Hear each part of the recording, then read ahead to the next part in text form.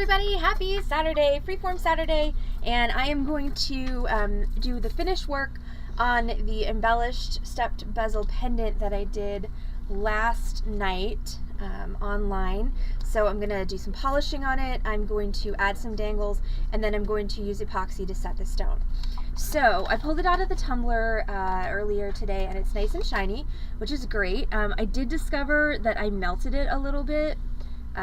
Right there you can see that kind of wobble. Oh, by the way, we're back to 0 days without an incident because I bored myself earlier. So I'm just going to keep like holding on to cold things because my finger hurts. So I did melt it a little bit, which is unfortunate, but it is what it is. So I'm going to try and just sort of polish that out a bit, and then the seam on the top here, I'm going to try and polish that out as well. So I'm going to start with my yellow wheel, which may or may not be abrasive enough to get that out. I may have to go back to a sanding disc, which I do have right here as well. This here. So this is just the Dedico yellow radio bristle, one of my favorite polishing tools. And so I'm going to put that into my rotary tool.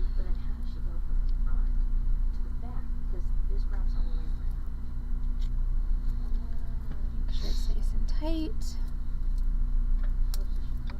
Oh, right, and I need to go straight for the sanding disc.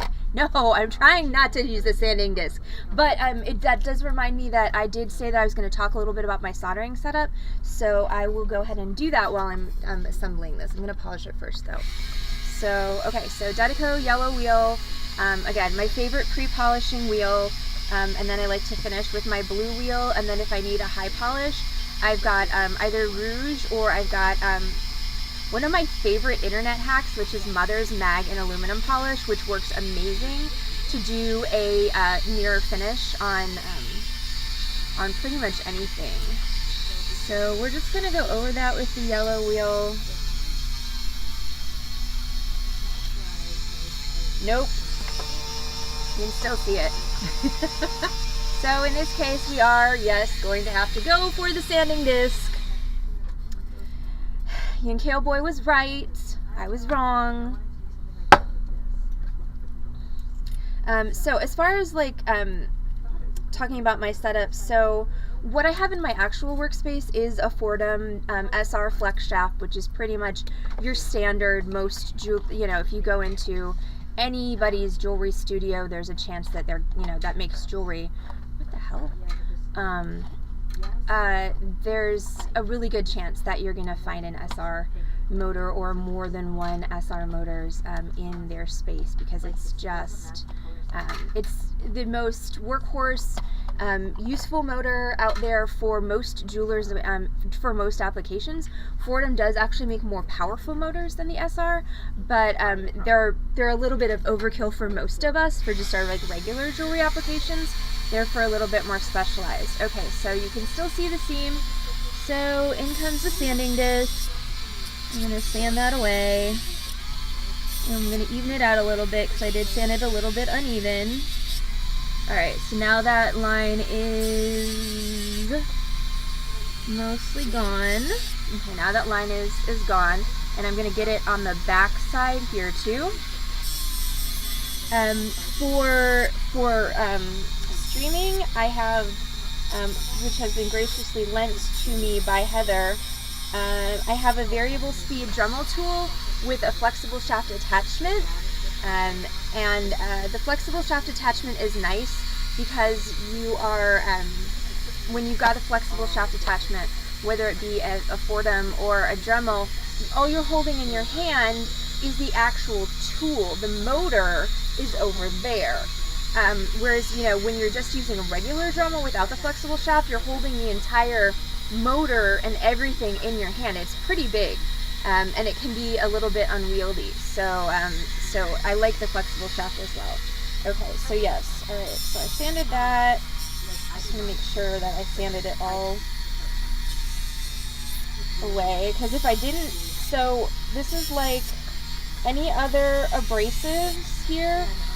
there is a hierarchy of abrasives, and you got to go from coarse to fine, and you can't go backwards unless you go all the way back to the beginning. So like if I did a crappy job of polishing this out and then it went on with my yellow wheel and it still wasn't gone, there's no way I'm going to be able to polish it out with my yellow wheel. I got to go back to my flex shaft with the sanding disc first. Oh yeah. So what you could do is see if there's a flexible shaft attachment available for that Dremel, and that should help with the vibration a lot. You could also consider investing in a flex shaft motor. Those definitely don't vibrate as much, and if you're really, really sensitive and you've got about $400 that's just sitting around burning a hole in your pocket, the newest trend in jewelers finishing is micro motors. So a micro motor, Fordham makes several, is a handpiece that's about twice this size, but they make them in what's called a brushless type, which has zero vibration. Again, if you've got $400 or $500 of just burning a hole in your pocket and vibration's a huge issue for you, brushless micro motor is a good way to fix that. But once again, it's got a hefty price tag. You might just want to check out a Dremel brand flexible shaft, because that at least would keep your vibrating motor over there further away from your sensitive elbows. All right, I forgot I needed to work on this part that I melted. Oh yeah. Hi Silver, how are you? Alright, so this is that spot that I melted, and I mean I can't unmelt it obviously, so I'm just gonna try and like normalize it a little bit, because there's this big, you see there's this big dip, so I'm gonna try and just smooth that dip out so it's not quite so obvious, and then smooth out the back as well. Ooh, Belize, how was that? That sounds amazing. Are there like beaches and drinks with umbrellas in them? Because I am jealous if there were. Well, that is a really good reason for not wanting a delivery. Yeah. Okay, so like I said, I can't unmelt it. Unfortunately, I do not have that superpower. But I just kind of smooth it out a bit so that it doesn't look quite so blobby and weird. Alright, smooth that out. Okay, so I think that's about all I can do with my sanding wheel to make that look slightly less bad. So now I'm going to switch back to my yellow wheel. Ooh, thank you. Ooh, beach and jungle adventures. That sounds amazing. I want beach and jungle adventures. Okay, so now back to my yellow wheel, and I love these. Dedeco makes them, Dedeco, and 3M makes them, and I love them because they just get into all kinds of nooks and crannies, and you can stack up however many you want to, so you can make a thicker, like this is I think 3 wheels, which is, I like 3 wheels, but you could build a thicker one with 5, or you could even do 1 if you're trying to get into tiny little nooks and crannies. So now I'm just going to yellow wheel the whole thing. Because what I'm trying to do is I want to kind of blend in those, okay, hold on. Since I'm using the flex shaft, which is on that side. That's not what I wanted to do. I'm going to move myself up here. No, stop it. Move me. Okay, I'm going to move me over there. Because the flexible shaft is coming from that direction. So I'm just going to go ahead and yellow wheel all of this. Whole thing. Front, back here. Just to kind of give it a uniform finish now for me to go ahead and polish over.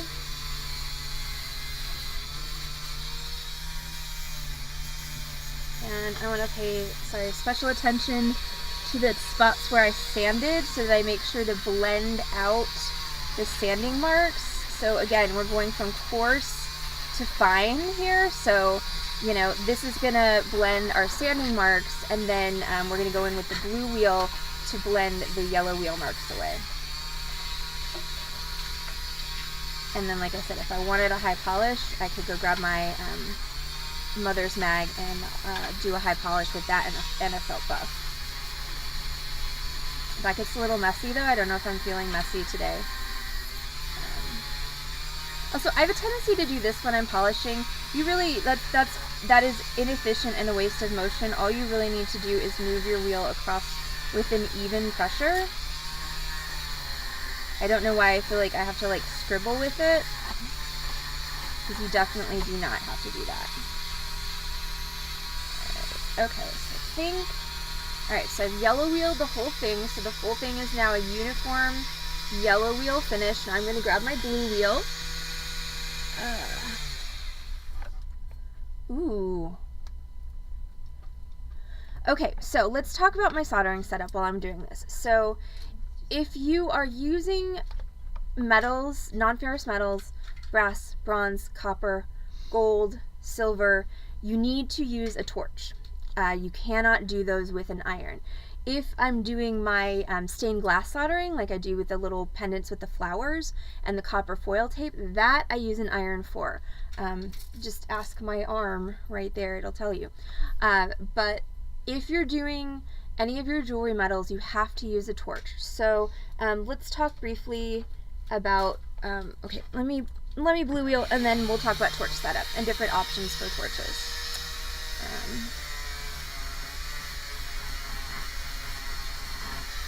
So my blue wheel, it's still not a shiny finish, but it's a slightly more refined finish than my yellow wheel, and that is where I'm going to leave this piece.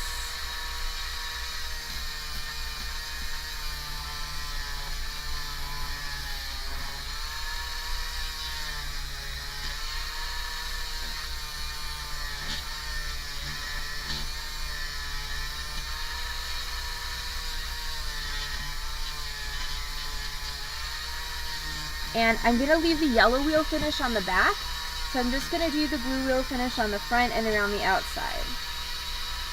Alright, so that's it, everything pretty well blended and looking pretty uniform, so I'm happy. I'm happy with that. And make sure you blue wheel your jump rings, otherwise they're going to look weird next to the rest of your stuff, because they're going to be like weirdly shiny. Okay, so there we go. Blue wheel finished. Polished. Very happy with that. Alright, so let's talk about soldering setup. So what we use here at the Beading Dreams are these. This is a Blazer brand butane torch. This particular one is my favorite. Blazer makes a lot of different brands, but I like this particular model my favorite. It's the USP 4597732. It's the only one they make that looks like this. I like it for a couple of reasons. Number one, it is a professional torch, so it doesn't have any safeties on it, which is nice for a couple of reasons. Number one, you don't have to click like 17 different buttons just to get a continuous flame. And number two, you can actually invert this torch fully on its head and the flame will still work. Most of your hardware store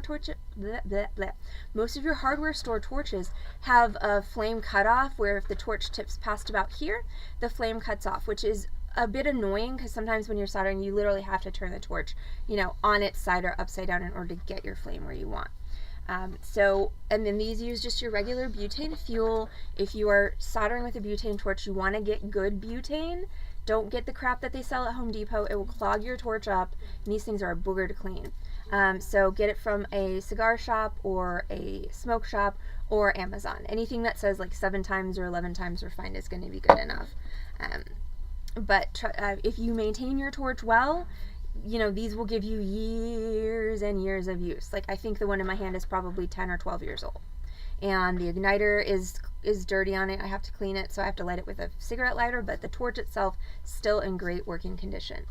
Now, if you want a quote-unquote real soldering setup, then you can do acetylene and air or oxyacetylene.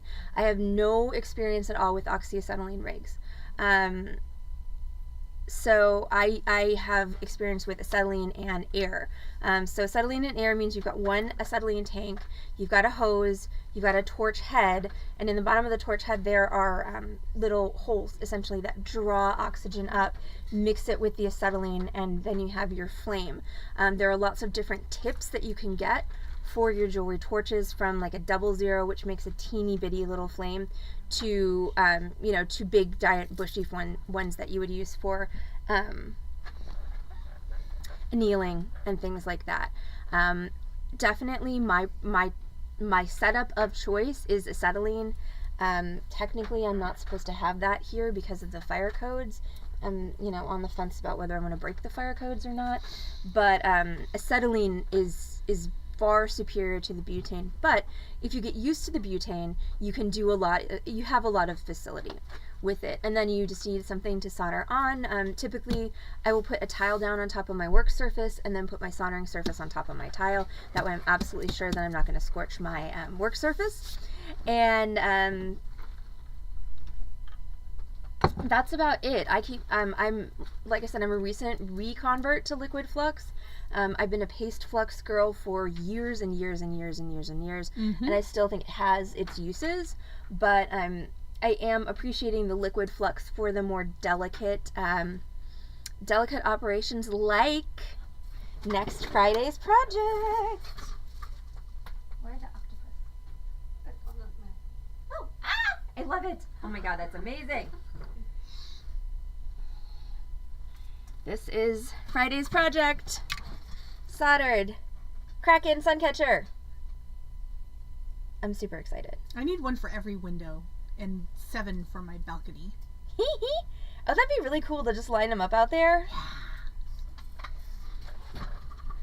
But Carol displayed it brilliantly. Looks amazing. There you go. And the other class next week is going to be just regular square wire wrap bangles. I don't know if we have any of those lying around, but we might. Okay, so if there are any other questions you have about our setup, Kale Boy, let me know and I will try to answer them. I freaking hate burns, y'all. Yeah, because they just keep. It's the gift that keeps on giving. Right.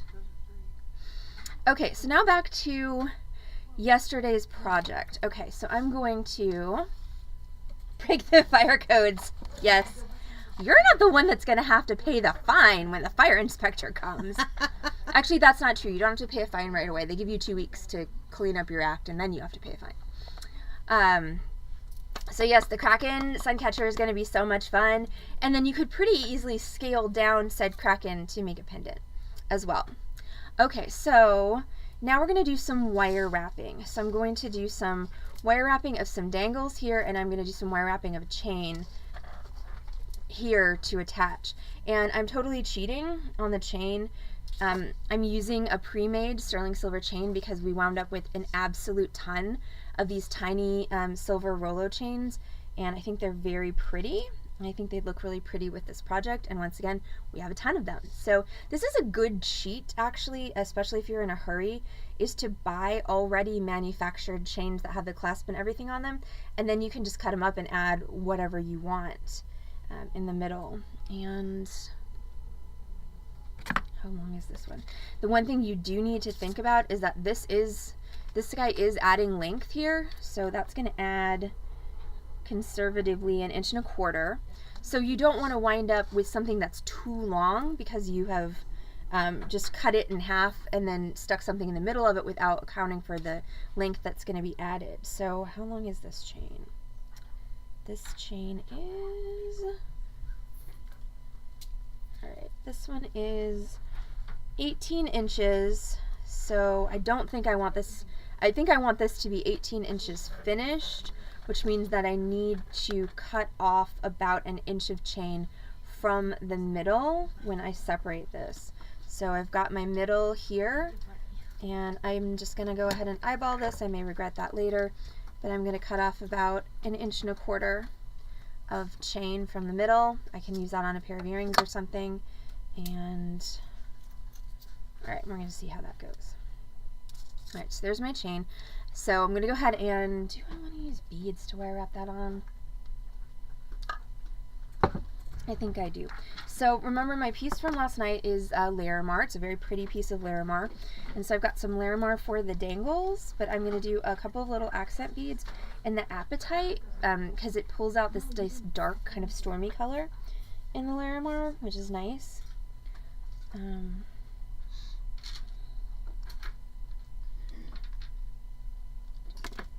Well, that one's on the floor bead. Here? Yeah, right? I know. In this establishment. No, I don't think I want to use the Larimar. I think that pulls focus. I'm gonna go grab a couple of sterling silver beads. I'll be right back.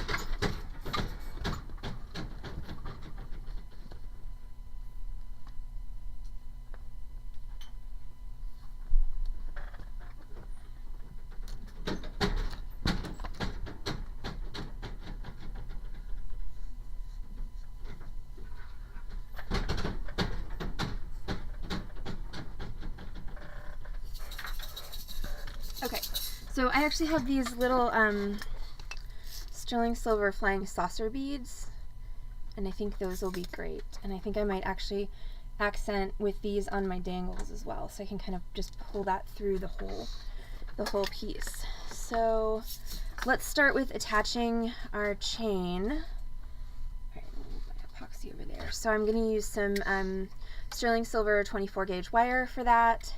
And I'm going to attach it with a double-ended wire wrap. Now, if I wanted to, please note that I said if I wanted to. I don't right now. But if I wanted to, I actually could have made, I could have either made another jump ring and soldered, put the jump ring on the chain and soldered the chain, blah, blah, blah. God. Use the jump ring to link the chain to the pendant and then solder the jump ring together. I could, if I had been thinking, also have put the chain on here while I was making the pendant. I did neither of those things, so I'm going to just go ahead and fall back on my trusty wire wrapping skills. I cut off the top of my head there. Fall back on my trusty wire wrapping skills to attach my chain onto my pendant. And notice that I haven't put my stone in there since I'm cheating and I'm gluing my stone. It's going to go in last because once I put the stone in, it's going to have to just sit and think about what it did. Exactly. Sit and let the glue? Sorry guys, it's Saturday. It's like this is the last 30 minutes of talking of my week, and obviously I'm not doing so great at it. Yeah, it's gonna have to sit and let the glue cure, and if I'm messing with it and wire wrapping things on it, chances are the stone's gonna fall out. It's gonna get epoxy all over. Everything's gonna get messy, and nobody wants that on a Saturday night. So, or any time really, but especially on a Saturday night. Okay, so I'm gonna start with a basic wire wrap loop. So that's my round nose pliers, and I'm gonna go away, rotate, back up over the top, rotate underneath, so I have my ever popular lady with a scarf. I taught y'all today a 7-person wire wrapping class. It was amazing. We have not had a 7-person class of any nature in forever. I'm talking years, forever. Yeah. So it was really, really great. So there's my lady with a scarf, and she's just going to go onto one of these rings that I soldered on there. Now, if this bothered you on the back here that you can see the rings, you could take your sanding disc and just kind of blend that down a little bit. You can't make it go away obviously because then you would be sanding through the whole disc, but if you wanted to, and I might, now that I've said that, dang it, now that I've said that I'm probably going to do it, but I can still wrap this on first because I can just hold that out of the way, and then we're going to hold that and wrap it. Not too many wraps because the focus here is not supposed to be on the wrap. This is just a utilitarian construction to hold my chain on. So I just did 1.5 wraps, and I'm going to trim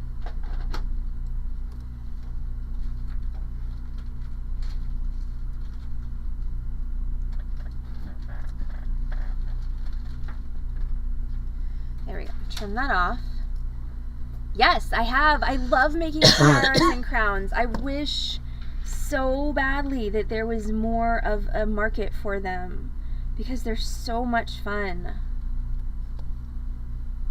But yes, Makes great ones. I've made wire tiaras, I've made soldered tiaras, I've made like bandeau, like diadem type tiaras. Yes, I love making them so much.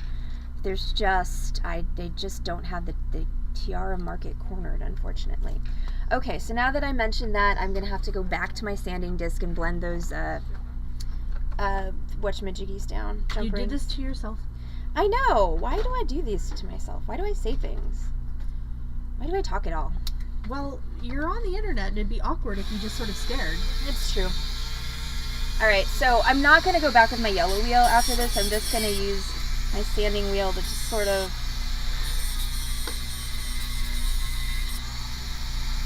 kind of blend that down blend that down a bit so that it doesn't look like something that was just tacked on there.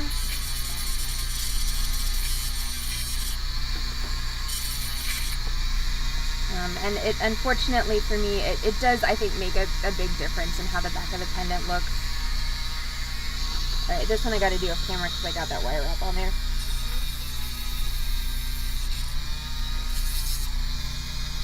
Okay, so that just adds a little bit more, ouch, No.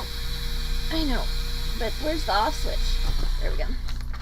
It just adds a little bit more refinement to the back of my pendant, and you know, I'm not one of those people who obsesses about the back of my work because I just don't have the brain cells, but, you know, whatever you can do to make it look a little bit more finished and a little bit more snazzy, you know, is always nice.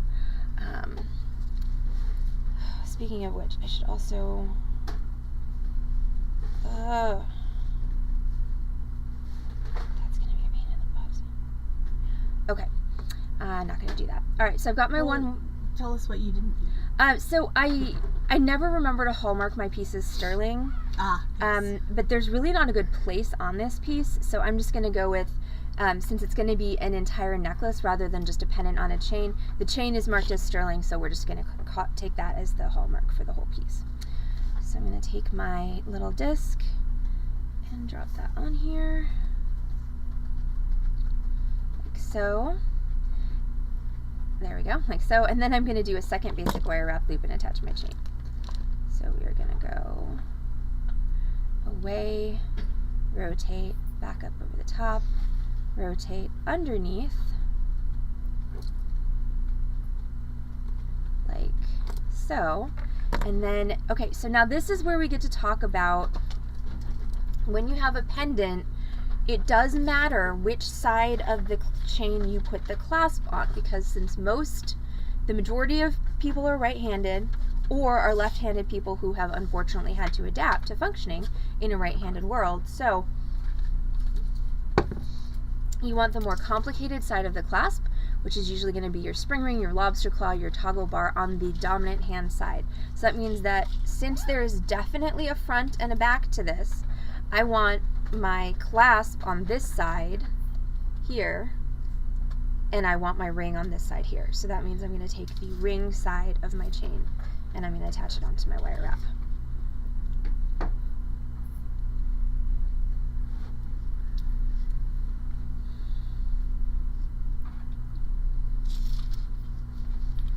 So right there, it's on there, and I'm just going to hold across and wrap. It's a little awkward because, as you can see, there's just all kinds of stuff in the way and it's sort of like flipping and flopping everywhere. So you're just going to have to work around all that stuff, make your wraps, and then trim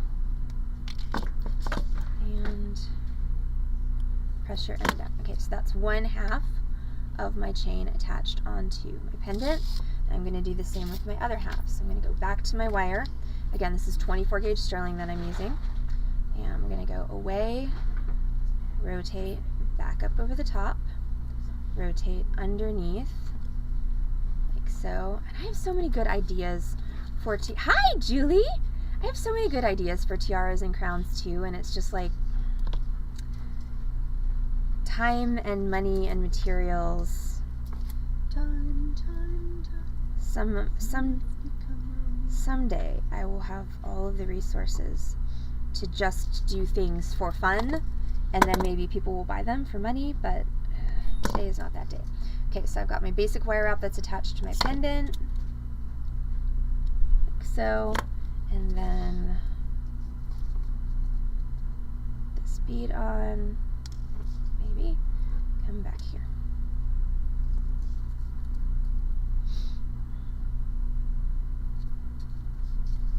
Okay, like so. And then away, rotate, back up over the top, rotate underneath.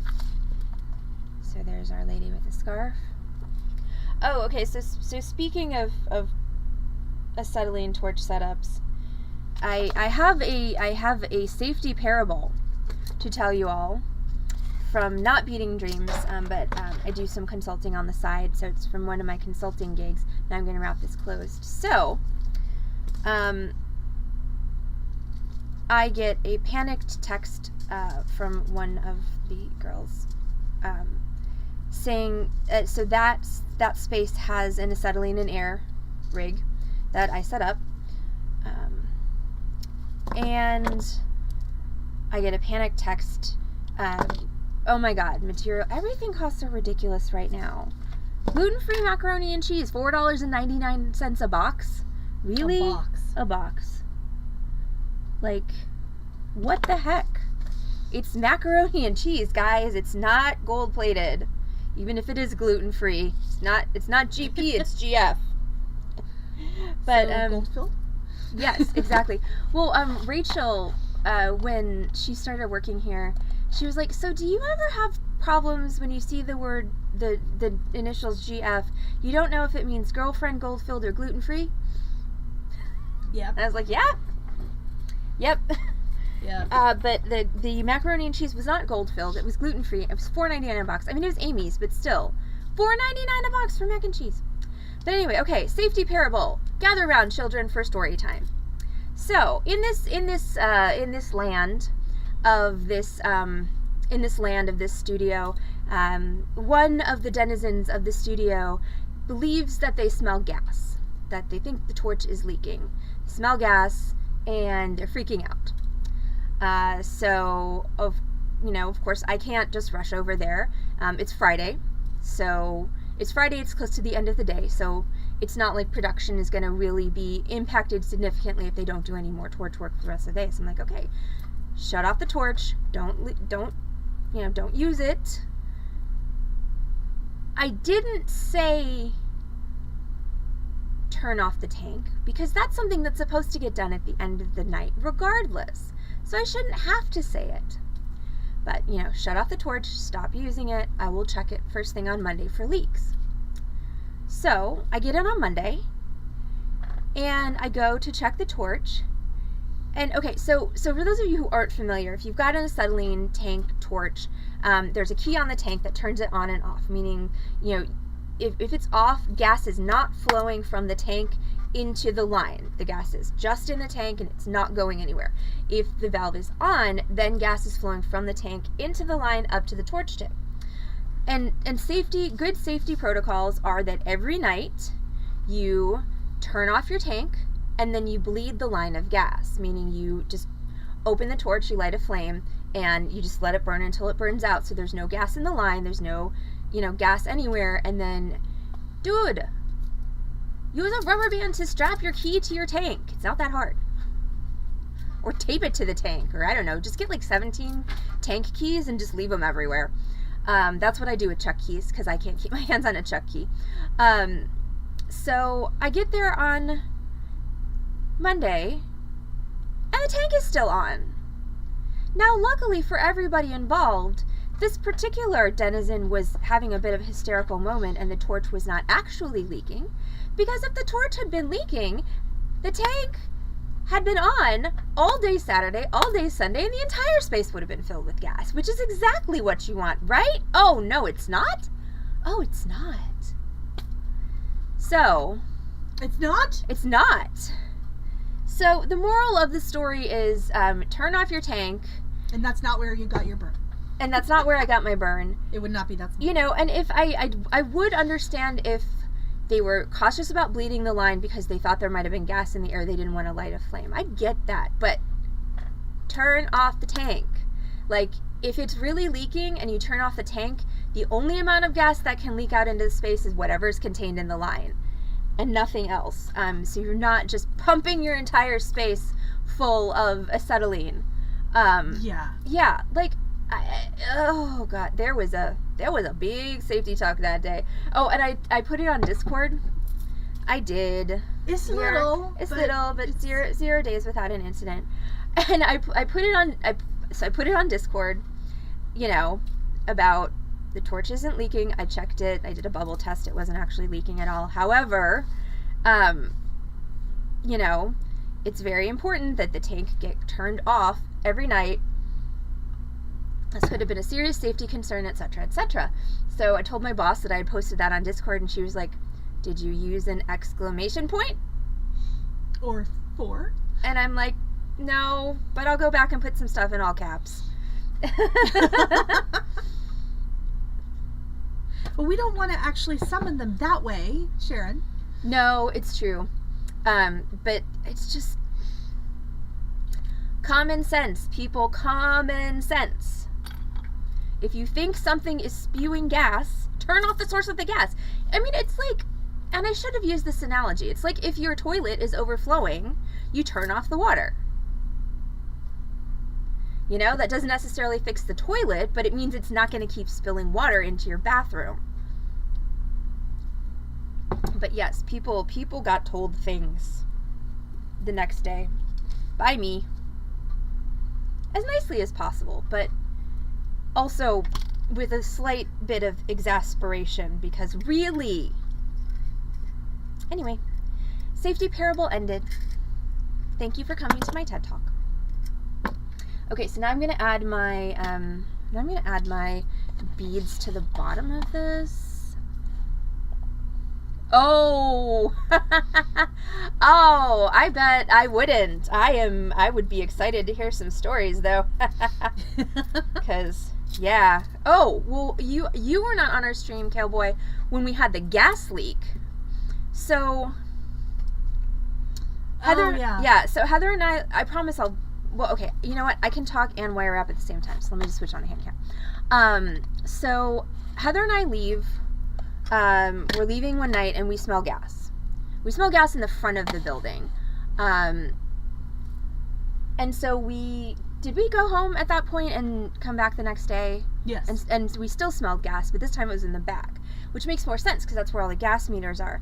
So we're kind of following the gas smell, and we thought it was coming from our next door neighbors that way. So I call the gas company. The gas company comes out. They turn off their gas. They didn't leave a ticket because the guy was out of tickets, which was that was a little bit annoying. But, you know, and then they were going to come back the next day when there was somebody. Oh, maybe I did actually call them. Because no one was there. That's why they just turned off their gas, but they didn't have any tickets to leave. So I think I did call them on my way home. So we come in the next day, and we're smelling gas again. And the people next door had turned their own gas back on, and were back out there by the gas meter smoking. Literally with a pack of cigarettes on the gas meter. So I called the gas company again, and I'm like, well, they turned their gas back on, and now they're smoking by the gas meter. So could you please send out a technician post-haste? Thank you very much, bye. And, and then I closed my shop, which was a whole other thing, because, you know, people kept coming in, and I kept trying to shoo them out, being like, you know, we're closed, there's a gas leak. And some people were really mad at me. They didn't care. They were like, but I need my things done. I'm like, okay, but do you want to explode? Because I don't want to explode. I don't really think you want to explode either. So finally get everybody shooed out. And it was like an hour and a half. It was like an hour and a half of shooing. Yeah, like, I'm sorry. When I say gas leak, like, that should be all I need to say. Yeah, But a lady no. came in with her small dogs, Yeah. who would have been a whole lot more affected by a gas leak than she Right. was. So by the time I finally got everybody shooed, the gas company was here and they actually had found the leak. It was not our neighbors that way. It was our neighbors that way. And it was at the meter, so they did fix it. Because that was the other thing, is the original technician thought that it was a leak on the roof line, which means that it's not the gas company's responsibility to fix it. That was another reason they just turned it off. But it turns out it was a leak at the meter. The gas company fixed it. Nobody exploded. But, like, really, guys? Wow. Oh. Oh, that sucks. Yeah, they did, when they were doing gas stuff in my neighborhood, they actually put notes on all of our doors and made sure that technicians came in and relit all of our pilot lights and everything, which I thought was pretty cool. That is. Because I am, I'm just a little weenie when it comes to pilot lights. Like, I don't like lighting them.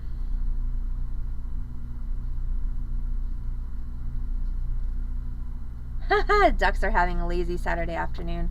Lucky ducks. Okay, so I'm wondering if this is too much silver. So you guys can tell me.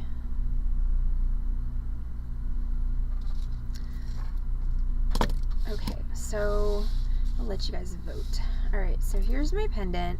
So I'm going to have one of these here on that one, and one of these here on this one, and then this one's going to be hanging a little bit further down with this above it. So my question is, are the silvers on the apatite here, is that too much? Is that too much silver? Does it distract? And then here's the chunk of Larimar. So you guys can give me your opinions. Wow. Okay, I've got one vote for take the silver beads off the apatite, which is kind of what I was thinking. Do I have any other?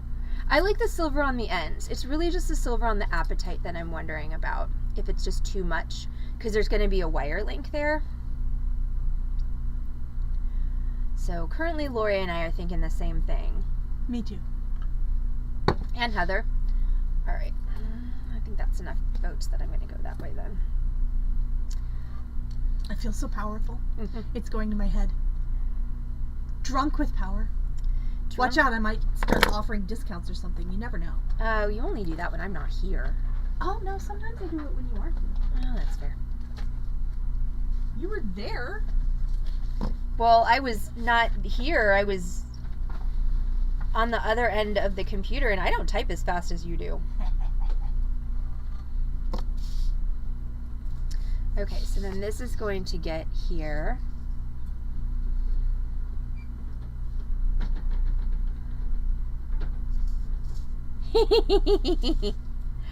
Yes. Oh my gosh. Yeah, I did not grow up with pilot lights. I mean, I'm sure that we had a pilot light on our water heater, but when we had a gas water heater, but that was when I was really young. And like all the apartments and townhomes that my mom lived in when I was growing up were all electric everything, so no pilot lights. Oh goodness. Okay, Lori, well, you know, we'll see you on Discord late tonight. Okay, so now I'm going to go ahead and wrap all three of these.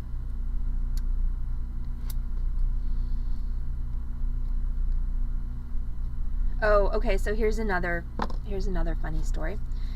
So I am not the tidiest person. You've probably figured that out about me by now. And I'm okay with that. sometimes it gets a little bit more than I want, but you know, it is what it is. And my neighbor on the other side of my duplex is very much the same. You know, we don't have like, you know, dead bugs and rotten food lying around, but there's clutter, there's dust, you know. It definitely is not, you know, a home that would be featured in Architectural Digest. But our other neighbor, Cindy, sorry, I was not supposed to use names. Oh well. Our other neighbor, who may or may not be named Cindy, who lives in the duplex next door, is a very, very neat and tidy person. And my neighbor, Aletha, might as well just with all the names, broke her ankle about 2 months ago. And so Cindy has been taking her to all of her appointments. And so she's been spending more time inside Aletha's house than is typical. And she already complained to me about how dirty and unsanitary it is. And apparently today she showed up at Aletha's door with a vacuum cleaner. Aletha texted me. She's like, she's at my door with a vacuum. I'm like, I would tell you to run, but I don't think you can. Wow. Like, wow. Cindy is never allowed inside my house ever, ever, ever. Because, no.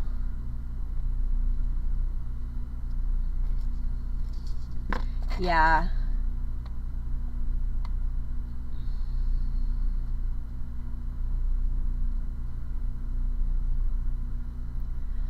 Oh yeah, ribcage cramps are the worst.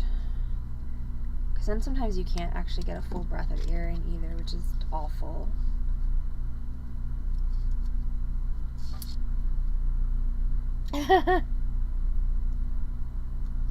Well, you can pay people for that. Okay, so I've got those two on there. Now I'm going to put on that third one.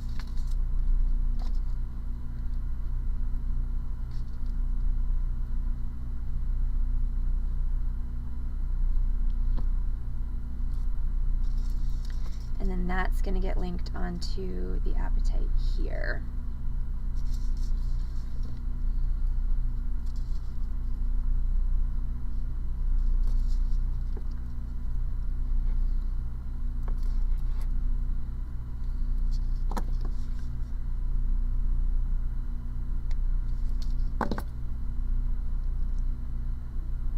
Yay, surgery!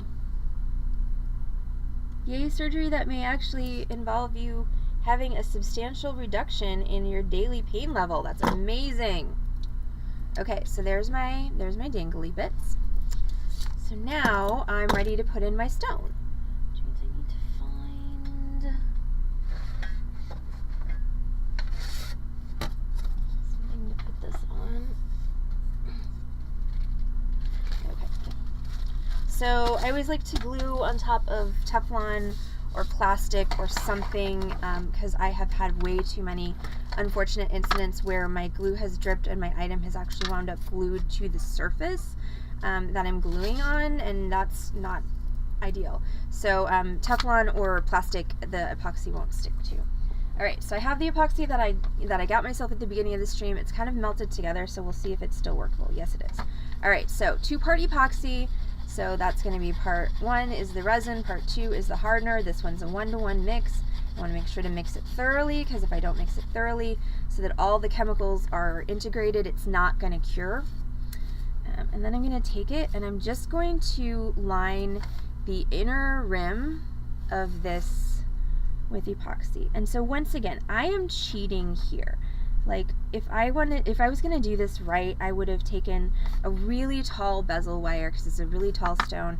I would have soldered it onto a back plate and then used the bezel wire to hold the stone in. But first of all, this is the project that I chose to teach, and so I wanted to kill 2 birds with 1 stone, because this is a client order that I have to deliver next week. And I just like the look of this better. It's a little bit cleaner and neater, so I'm cheating. I'm fully admitting that I'm cheating. I'm not trying to hide behind anything.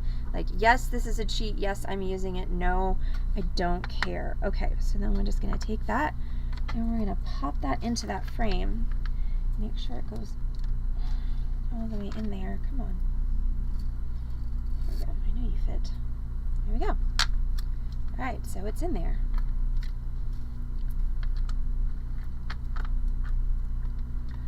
And then that's just going to sit there for 24 hours so that the epoxy can cure. And then I'm probably going to do a little bit of, once the epoxy is cured, I'm going to, hi sunshines! This is not UV resin, Silvern, correct. This is epoxy, so it's a resin that's specifically formulated to glue things together. So after the epoxy is cured, I'll probably do a little bit of pushing just to skim that against the stone, because see those gaps? I don't like the way that looks, but I want to wait till the epoxy is dry, and then I'll just take a pusher and push those in. But that's it. That is the finished. I can probably hold it up and it won't come undone.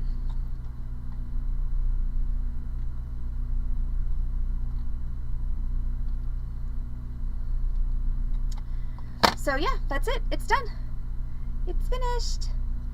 I'm excited. I hope my client will be excited. She asked me like 3 years ago for a Larimar necklace, and I finally was able to get this cool piece of Larimar, and it's so stinking pretty. It really is. So yeah. All right, so that's it. Thanks, Julie. So the cure time of the two-part epoxy that we use, which is the Epoxy 330 brand, it's got a pot life of about 15 minutes, and then cure time is 5 to 6 hours for a basic cure. We usually recommend 24 just because it doesn't hurt. But yeah, I'm very happy with it. I like it. And then that's what the back looks like. So you can see this is another reason I really like the stepped bezel is, you know, the back of the stone isn't super pretty, but it's not ugly either. So you can actually see the back of the stone, which is kind of fun. Plus, if you're doing it for like metaphysical properties, that's more of the stone that's kind of exposed to your skin. So there we go. All right, well, thank you all for the compliments.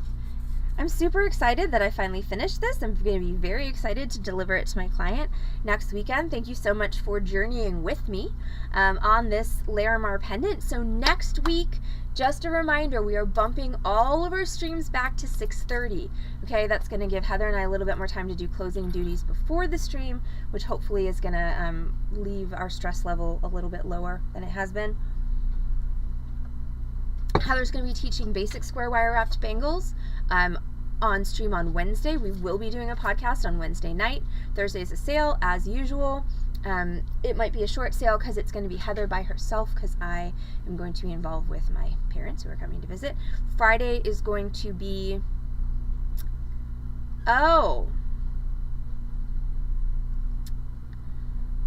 Shoot. I'm probably not going to be here Friday. Okay, I might have to bump, I think I'm going to have to bump the Kraken to next week, or to week after next, because I think we're just going to be dark on Friday, because I don't think I'm going to be here. And then Saturday is going to be Zoom. Zoom.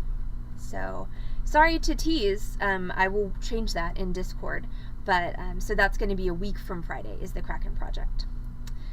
And there we go. So, oh yay, it helps Sunshine's times. Yay!